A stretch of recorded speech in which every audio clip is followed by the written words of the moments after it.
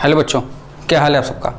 जो भी चैनल पर नए हैं चैनल को लाइक, सब्सक्राइब और शेयर जरूर करें ताकि स्टडी से रिलेटेड वीडियो सबको टाइम टू टाइम मिलते रहे। आज का हमारा टॉपिक है कॉम्प्लेक्स नंबर्स। कॉम्प्लेक्स नंबर में आज हम लोग को पढ़ना है वो पढ़ना है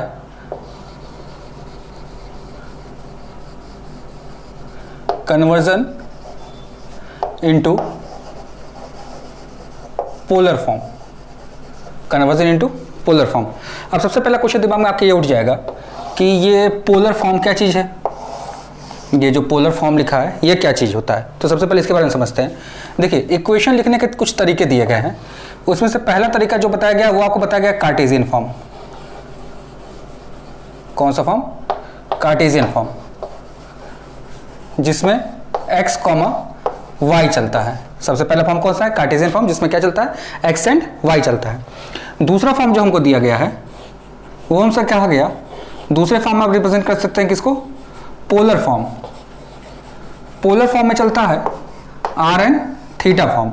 जब हम लोग वेक्टर्स पढ़ेंगे तो यही पोलर फॉर्म का नाम वहां पर नाम हो जाता है वेक्टर फॉर्म। वहां क्या नाम पड़ जाता है इसका? वेक्टर फॉर्म पड़ जाता है। ठीक है, तो इक्वेशन लिखने के जो दो तरीके थे मेरे पास, कार्टेशियन फॉर्म और पोलर फॉर्म। पोलर फॉर्म को जब हम लोग वेक्टर एनालिसिस पढ़ा जाएगा तो वहां पर हम लोग को इसका नाम पड़ जाएगा क्या? Vector form. ठीक है, तो एक्स वाई से आर थीटा में कैसे पहुंचा जाए, यही हम लोग का आज का कॉन्सेप्ट है कि एक्स वाई के फॉर्म से हम लोग कहां पहुंचे? आर एंड थीटा के फॉर्म में। जैसे आपको पता है z equals to x plus i y आपको कॉम्प्लेक्स नंबर का फॉर्म है। ठीक है, z equals to x plus i y क्या है? कॉम्प्लेक्स नंबर का फॉर्म है। इसको कन्वर्ट करके हमको आर कॉमा थीटा फॉर्म में लिखना है। किस फॉर्म में लिखना है? आर कॉमा थीटा के फॉर्म में। ठीक है, यहां पर जो आर है इसका नाम आप पूछेंगे तो इसको हम लोग बोलते हैं रेडियस वेक्टर, और ये थीटा वही जो लास्ट टर्म पे हमने पढ़ा था, क्या? एम्पलीट्यूड या आर्ग्यूमेंट, ये इसका नाम है। ठीक है, तो ये हम लोग को z equal to x plus i y जो दिया हुआ था, इसको आर थीटा के फॉर्म में कैसे बदलेंगे और उसके बाद आर और थीटा का क्या नाम है ये आपको आज पता चल गया। ठीक है, आर को हम लोग कहते हैं क्या? रेडियस वेक्टर, और एम्पलीट्यूड और आर्गुमेंट कहते हैं थीटा को। ठीक है, अब हम लोग को सीखना है कि एक्स वाई से इसके फॉर्म में कैसे जाया जाए। ठीक है, तो उसके लिए आइए हम एक डायग्राम बनाते हैं। यहां पर हमारे पास एक कार्टेशियन सिस्टम हुआ। कार्टेशियन सिस्टम में कौन सा प्लेन है? ये आर्गेंट प्लेन है। आर्गेंट प्लेन का दूसरा नाम क्या था? आपको याद होगा क्या दूसरा नाम था इसका? Gaussian plane. क्या दूसरा नाम था इसका? Gaussian plane. रीजन आपको बताया था मैंने। ठीक है, कि खाली क्या कर देते हैं, y को कौन सा एक्सिस बोल देते हैं यहां पर? Imaginary axis. कौन सा एक्सिस होता है यहां पर? Imaginary axis. और ये क्या होता है? Real axis. और कुछ डिफरेंसेस तो होते नहीं है। ठीक है, तो कोई पॉइंट मैंने स्पेस में लिया, उस coordinate is x, y, let it be x, y। इससे आप x एक्सिस पर एक परपेंडिकुलर ड्रॉ कर दीजिए। हमने क्या किया? x एक्सिस पर एक परपेंडिकुलर ड्रॉ किया। लेट इट बी, ये आपको पता है क्या हो जाएगा आपका? y, और ये नीचे वाली क्वांटिटी क्या हो जाएगी आपकी? x। अब अगर ये आप निकालना चाहिए तो ये आपका आ जाएगा क्या? X square plus y square, और ये एंगल क्या है मेरा? थीटा है। ठीक है, अब अगर इस पॉइंट से हम एक इमेजिनरी सर्किल बनाना चाहें, अगर क्या बनाना चाहते हैं हम? एक इमेजिनरी सर्किल। देखिएगा ध्यान से, एक इमेजिनरी सर्किल बनाया, तो अगर इस सर्किल को ध्यान से देखिए तो ये सर्किल इसके लिए क्या काम कर रहा है? आर। आर स्टैंड फॉर क्या? रेडियस। किसके लिए काम कर रहा है? ये रेडियस का काम कर रहा है। तो यानी कि ये जो आर हुआ यही क्या हो गया? Under root x square plus y square हो गया। और थीटा हम पहले से ही जानते हैं, थीटा किसके इक्वल होता है? थीटा इक्वल्स टू कितना है? tan इनवर्स ब्रैकेट में y बाई एक्स। देखिए, तो हमने r और थीटा की वैल्यू आपको किसके फॉर्म में निकाल के दे दिया? कार्टेशियन फॉर्म में, x और y के फॉर्म में। देखिए, x और y के फॉर्म में आपको मिल गया।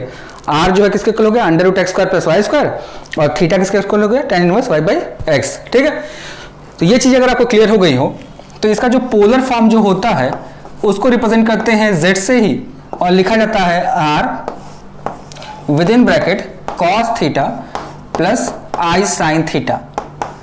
ठीक है, इस पूरे क्वांटिटी को शॉर्ट में हम लोग लिखते हैं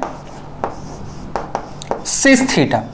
सी stand for cos, I stand for I, S stand for sine theta. ठीक है, अब इस पूरे को और शॉर्ट में लिखना चाहिए तो इसको और शॉर्ट में ले सकते हैं, e to the power I theta. इसको हम लोग बोलते हैं, जिन्होंने कॉम्प्लेक्स नंबर दिया था क्या नाम था उनका, यूलर्स फॉर्म। ठीक है, कौन सा फॉर्म है ये, यूलर्स फॉर्म है। ठीक है, ये यूलर ने दिया था इसलिए उनके नाम पर रिगार्ड देने के लिए इस फॉर्म का नाम इनके नाम पर रख दिया गया है। ठीक है, तो इतनी बातें डिटेल समझने में आपको कोई परेशानी नहीं होनी चाहिए। कॉम्प्लेक्स नंबर हम लोग आज पढ़ रहे थे। कॉम्प्लेक्स नंबर हम लोग क्या पढ़ना था आज, conversion into polar form. Polar form में हम लोग क्या जानना है, पोलर फॉर्म होता क्या है, तो इक्वेशन लिखने का एक तरीका होता है। ठीक है, इक्वेशन को रिप्रेजेंट करने का क्या एक तरीका है, तो कॉम्प्लेक्स नंबर को रिप्रेजेंट करने का एक तरीका होता है क्या, पोलर फॉर्म। कार्टेशियन फॉर्म में जब लिखते हैं तो एक्स और वाई आता है, तो पोलर फॉर्म में लिखते हैं तो क्या आता है, आर और थीटा। यही जब वेक्टर एनालिसिस में चलेंगे तो इसका नाम क्या पड़ जाता है, वेक्टर फॉर्म पड़ जाता है। ठीक है, कॉम्प्लेक्स नंबर का z equals to x plus i y कोई है, तो इसको हम लोग को किसी फॉर्म में लिखना सीखना है, r और थीटा के फॉर्म में। तो z जो होता है किसके इक्वल होता है, r with in bracket cos theta plus I sin theta. इसके बेसिस पर हमने यहाँ पर निकाल दिया गया है। ठीक है, अब देखिए यहाँ पर, अब r की वैल्यू भी हमको ने बता दिया आपको, r किसके इक्वल मैंने बताया आपको, r इक्वल्स टू हो गया under root of x square plus y square, और यहाँ से मैंने आपको थीटा भी बता दिया। तो थीटा की वैल्यू आपको कितनी बता दिया मैंने, tan inverse y by x. बस ये वैल्यू उठा के हमको इंसर्ट करते जानी है और हमारे पास आंसर फटाफट आते जाएगा। आइए अब आगे देखते हैं। अब इतनी बातें समझ में अगर आ गई आपको तो देखिए, हमारे पास कॉम्प्लेक्स नंबर जो था z क्या था, वो x प्लस आई वाई। इसका जो पोलर फॉर्म आया वो आया r with in bracket cos theta plus i sin theta. अच्छा, जो दोनों मैंने शॉर्ट फॉर्म बताए हैं, जब तक आपके पास प्रैक्टिस में ना आ जाए पोलर फॉर्म, तब तो शॉर्ट फॉर्म लिखने की गलती मत करिएगा। रीजन ये है, शॉर्ट फॉर्म लिखने के चक्कर में हो सकता है आपसे कुछ टर्म्स इधर उधर मिसिंग हो जाए, तो आपसे गलती हो सकती है। जैसे सिस थीटा की जगह आपने खाली सी एस थीटा लिख दिया, E to the power I theta की जगह सिर्फ E to the power theta लिख दिया, तो इससे मार्क्स आपका कट सकता है। तो इसीलिए आप क्या लिखेंगे, पूरा लिख के चलेंगे जब तक आपके पोलर फॉर्म के एकदम क्या ना हो जाए, यूज टू ना हो जाए। ठीक है, चलिए एक एग्जाम्पल छोटा सा लिया जाए। अगर हम लोग से किसी ने कहा आप एक z इक्वल्स टू लो 1 प्लस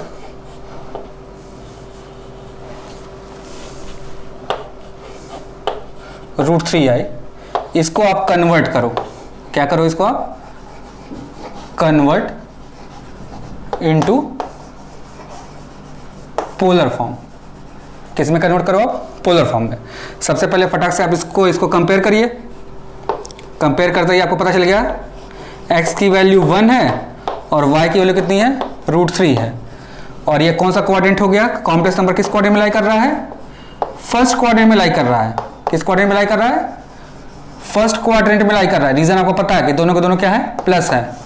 ठीक है, तो यानी कि यहाँ पे जो हम लोग का एम्पलीट्यूड होगा, अल्फा की जगह हम लोग डायरेक्ट थीटा से भी काम चला सकते हैं। याद होगा आप लोग को, जो लास्ट लेक्चर में आपको मैंने बताया भी था, यहाँ पे थीटा इक्वल्स टू क्या होता है, अल्फा। यहाँ थीटा इक्वल्स टू क्या होता है, पाई माइनस अल्फा। यहाँ थीटा इक्वल्स टू क्या होता है, माइनस पाई माइनस अल्फा। यहाँ थीटा इक्वल्स टू क्या होता है, माइनस अल्फा। ठीक है, ये आपको बताया जा चुका है। तो उसी हिसाब से हम लोग क्वाड्रेंट के हिसाब से थीटा देखते हैं, तो क्वाड्रेंट में फर्स्ट क्वाड्रेंट, इसलिए थीटा इक्वल्स टू अल्फा हो जाएगा। ठीक है, अब सबसे पहले हमको चाहिए क्या, आर। आर की वैल्यू मैंने अभी आपको बताया कितनी होती है, under root of x square plus y square. अच्छा, थोड़ा ध्यान से देखिए, तो यही क्वांटिटी किसके इक्वल होती है, मॉड ऑफ z के। तो आप लिख सकते हैं कि जो हमारा r होता है वो मॉड ऑफ z के इक्वल होता है। तो देखिए कितना आ गया, यहाँ से जल्दी से निकालिए, कितना आ गया, 1 प्लस 3। कितना आ गया, 1 प्लस 3। तो 1 प्लस 3 का स्क्वायर रूट कितना आ जाएगा भाई, 2। कितना आ जाएगा, 2 आ जाएगा। कोई समझने में कोई परेशानी नहीं होनी चाहिए आपको। स्क्वायर रूट ऑफ 1 का स्क्वायर 1 ही होता है, 3 का स्क्वायर कितना होता है, 3 ही होता है। दोनों का स्क्वायर करके आप क्या कर दीजिए, ऐड कर दीजिए, तो क्या आ जाएगा आपके पास, 2। अब हमको चाहिए थीटा। थीटा जो होगा किसके इक्वल होगा, अल्फा के, और जो किसके इक्वल होगा, tan inverse mod of y by x. ध्यान से देखिएगा, मैंने अल्फा लिखा इसलिए मॉड लगा लिया। मॉड यहाँ मीनिंगलेस है क्योंकि दोनों क्या है, मेरे प्लस है। तो tan इनवर्स √3 बाई 1। tan की वैल्यू √3 आप जानते हैं कितने डिग्री पर होता है, जल्दी से बताइए, tan की वैल्यू √3 कितने पर होती है, tan की वैल्यू √3 कितने डिग्री पर होती है, एट 60 डिग्री। 60 डिग्री को रेडियन में बदलेंगे कितना से मल्टीप्लाई करेंगे, पाई बाई 180 से मल्टीप्लाई कर लिया, तो 63 से कितना टाइम्स कट गया, 3 टाइम्स, क्या हो गया, पाई बाई 3। अब आप कहेंगे कि हमने इसको इसमें क्यों कन्वर्ट किया, तो आपको बता दूं मैं कि जो एंगल होता है उसका एसआई यूनिट जो है वो क्या होता है भाई, रेडियंस होते हैं। इसका एसआई यूनिट क्या होता है, रेडियंस होता है। बताया जा चुका आपको ट्रिग्नोमेट्री में कि जो एसआई यूनिट होता है क्या होता है, एंगल का रेडियंस होता है। इसीलिए हम लोग क्या लिखते हैं, इसको रेडियंस के फॉर्म में बदलते हैं। तो डिग्री से रेडियन बदलने का तरीका भी आपको सिखाया गया है, याद हो तो ठीक है, नहीं याद हो तो फिर समझ लीजिए। अगर हमको डिग्री देता है और हमको अगर रेडियन में बदलना होता है तो हम लोग करते हैं इनटू पाई बाई 180 से। किससे मल्टीप्लाई करते हैं, पाई बाई 180 से। देखिए भाई पाई बाई 180 से मल्टीप्लाई करके मैंने पाई बाई 3 निकाल लिया। थीटा भी मिल गया हमको और आर भी मिल गया। उठा के हम लोग क्या करेंगे, इसके पोलर फॉर्म में यूज कर लेंगे। तो जो इसका पोलर फॉर्म होगा वो क्या होगा, z equals to r with in bracket cos theta plus i sin theta. R की वैल्यू मेरे पास कितनी आई है, देखिए जल्दी से बताइए कितनी आई है, 2 आई है। और ये क्या हो जाएगा, cos pi by 3 plus i sine pi by 3। Short में लिखना चाहिए तो क्या लिख सकते हैं इसको आप, √2 6 पाई बाई 3। ये आपका आंसर हो गया। इतनी बातें समझने कोई परेशानी नहीं होनी चाहिए आपको। पोलर फॉर्म में कन्वर्ट करने के लिए बस हमको दो क्वांटिटी की जरूरत है, आर और दूसरी क्वांटिटी थीटा। दोनों की वैल्यू कैसे निकालते हैं हमने आपको बता दिया। आर जो होता है क्या होता है, मॉडुलस ऑफ z या √x² + y² होता है, जिसको रेडियस वेक्टर बोलते हैं। और थीटा निकालने के लिए आपको मैंने पिछले वीडियो में बताया हुआ है, वहां से आप हिंट ले लीजिए, तो फिर आप देख लीजिए थीटा निकालने का तरीका है। एंगल हमेशा हमको रेडियंस में लिखना होता है, इसलिए डिग्री से रेडियन में कन्वर्ट करना आपको आना चाहिए। ठीक है, इतनी बातें समझने में कोई परेशानी नहीं होनी चाहिए आपको। अब इसके बाद आपके दिमाग में उठेगा, जरूरी तो है नहीं कि कॉम्प्लेक्स नंबर जो हमको दिया हुआ है हमेशा फर्स्ट क्वाड्रेंट में ही लाई करे। ठीक है, तो अगर फर्स्ट क्वाड्रेंट में नहीं लाई करता हमारा कॉम्प्लेक्स नंबर तो कैसे करेंगे सॉल्व, इसके बारे में सीखते हैं। ठीक है, जैसे मैंने अभी आपको बताया, मैंने एक एग्जांपल लिया था z equals to 1 plus √3i। ठीक है, अब मैं इसी को चेंज करता हूं, मैं ले लेता हूं z equals to -1 minus √3i। ठीक है, मैंने z इक्वल टू क्या ले लिया, -1 √3i। अब देखिए सबसे पहले आप डिसाइड कर लीजिए किस क्वाड्रेंट में लाई करेगा। तो आप फट से बताएंगे किस क्वाड्रेंट में लाई करेगा, थर्ड क्वाड्रेंट में लाई करेगा। रीजन क्या है भाई, रीजन क्या है कि दोनों क्या है, नेगेटिव है। जब दोनों नेगेटिव हो गए तो हम लोग क्या करेंगे, इसको किस में लाई करा देंगे, थर्ड क्वाड्रेंट में लाई करा देंगे। ठीक है, थर्ड क्वाड्रेंट में लाई करते ही जो हमारे पास डायग्राम था, डायग्राम के हिसाब से हम लोग का जो था थीटा इक्वल्स टू यहाँ पर अल्फा, यहाँ थीटा इक्वल्स टू क्या था मेरे पास, माइनस अल्फा। यहाँ थीटा इक्वल्स टू क्या था मेरे पास, पाई माइनस अल्फा। यहाँ थीटा इक्वल्स टू क्या था मेरे पास, माइनस पाई माइनस अल्फा। ठीक है, तो थर्ड क्वाड्रेंट में लाई किया यानी कि माइनस पाई माइनस अल्फा हो जाएगा। ठीक है, चलिए सबसे पहले हम लोग क्या निकालना है, इसको आर निकालना। आर किसके इक्वल होता है, √x² प्लस y²। किससे इक्वल होता है, √x² + y², which is also known as क्या, मॉड ऑफ z। कितना हो जाएगा ये, √1 + 3 विच इज 2। कितना हो गया ये, 2 हो गया। ठीक है, अब हमको चाहिए क्या, थीटा। तो थीटा के प्लेस हम लोग क्या कैलकुलेट करेंगे, अल्फा। अल्फा क्या होता है, tan inverse of mod of y/x। Mod of y/x निकालने से क्या हो जाएगा फायदा मेरा, tan inverse of √3/-1, that is tan inverse कितना हो जाएगा ये, √3 विच इज इक्वल टू कितना, π/3। कैसे आया अभी आपको पिछले एग्जाम्पल में मैंने समझाई दिया है। ठीक है, अब हमको चाहिए थीटा। थीटा किसके इक्वल होगा, minus with in bracket pi minus alpha. तो यानी कि minus with in bracket pi minus π/3 which is equal to किसके, -2π/3। ये देखिए कॉम्प्लेक्स नंबर का क्या आ गया, ये आर्गुमेंट आ गया या एम्पलीट्यूड आ गया। ठीक है, हमको क्या क्या चाहिए था, दो चीजें चाहिए, एक मॉडुलस चाहिए, उसका क्या चाहिए, आर्गुमेंट चाहिए। ठीक है, हमारे पास दोनों मिल गए। तो इसका जो पोलर फॉर्म होगा वो क्या होगा, r equals to z equals to कितने के इक्वल हो जाएगा भाई, बताइए जल्दी से, r with in bracket cos theta plus i sin theta. अब देखिए r की वैल्यू कितनी निकाल चुका मैंने, 2। अब cos कितना आ गया, -2π/3 प्लस i sin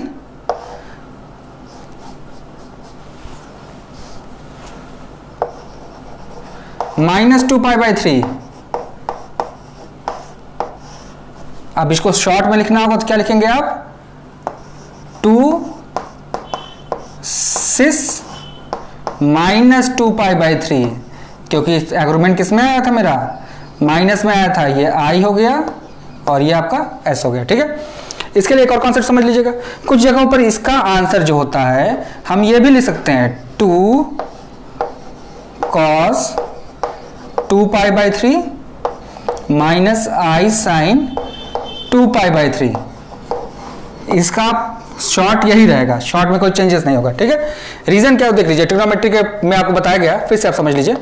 कॉस में अगर -x होता है तो ये cos ऑफ x हो जाता है, कॉस में क्या हो जाता है, माइनस एब्जॉर्ब हो जाता है, कॉस में माइनस क्या हो जाता है, एब्जॉर्ब हो जाता है। जबकि अगर हम लोग साइन के बारे में बात करें तो साइन में माइनस क्या हो जाता है भाई, माइनस बाहर चला आता है। तो ये दो चीजें अपने दिमाग में बैठाए रहिएगा, दो चीज अपने दिमाग में बैठा रहिएगा। क्या क्या चीज, जो हमारे पास साइन में होता है माइनस में क्या चला जाता है, बाहर चला जाता है, जबकि कॉस में क्या होता है, एब्जॉर्ब हो जाता है। तो कॉस के साथ किसमें एब्जॉर्ब होगा, सेक में भी एब्जॉर्ब हो जाता है। ठीक है, वो ट्रिग्नोमेट्री आपको डिटेल बताया गया, ट्रिग्नोमेट्री वाले वीडियो देख सकते हैं जो लोग को जरूरत हो ज्यादा डिटेल में जानने की, तो वहां बताया गया। यहाँ पे हम खाली उसका यूज आपको बता दे रहे हैं कैसे करते हैं। ठीक है, ये बातें समझने आपको कोई दिमाग में परेशानी अब नहीं होनी चाहिए। ठीक है, अगर दोनों में से हमारे पास क्या आ जाए, अगर कोई एक पॉजिटिव कोई एक नेगेटिव आ जाता है तो हम कोऑर्डिनेट के बेसिस पे उसका क्या निकाल लेते हैं, एम्पलीट्यूड या आर्गुमेंट निकाल लेते हैं। ठीक है, कोई परेशानी किसी के दिमाग में अब नहीं होनी चाहिए। ठीक है, चलिए अब इसी के साथ आज का वीडियो हम यहीं पे एंड करते हैं, फिर मिलते हैं आपसे नेक्स्ट वीडियो में।